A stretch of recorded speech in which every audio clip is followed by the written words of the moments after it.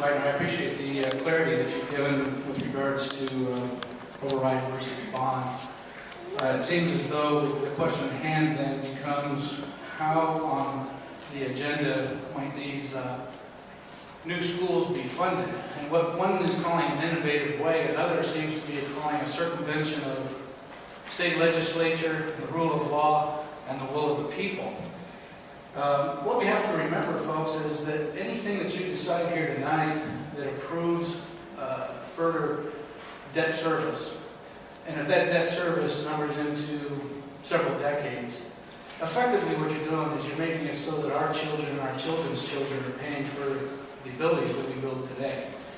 And that, of course, for me, is a travesty and certainly a corruption of an otherwise system that intends to protect and provide for. Our Arizona State Constitution certainly calls for the availability of public education and how that public education is to be meted out, that it is to be free to the public. And yet at the same time, we haven't yet done a very good job of addressing what it costs to educate one of our students. We find that argument raging in our state legislature. We find it raging at the county levels. We find it raging here, even in our own school district with regards to override initiatives and so forth. I think the voters have made an announcement, if you will, through the most recent election, which hasn't yet even been certified yet. And we're still moving forward, making some decisions tonight that have me concerned. I think it's prudent, folks, that when you go into executive session, I'm not sure what you'll be discussing there, but I have a feeling that you'll be discussing the terms and conditions of what you'll come out to vote for on 7.1.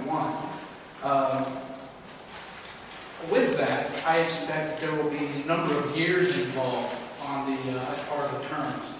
But like I said, if those years are excessive, numbering into several decades, which I have to assume that they are, we will be paying for this over and over and over again.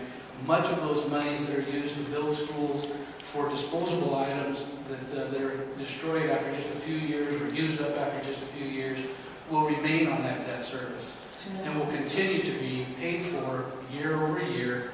It's a waste of money. I think there are other ways to take care of this.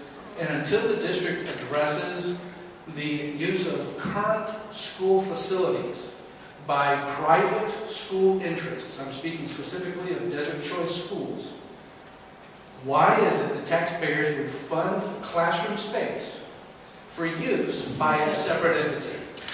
That question I leave before the board. Thank you.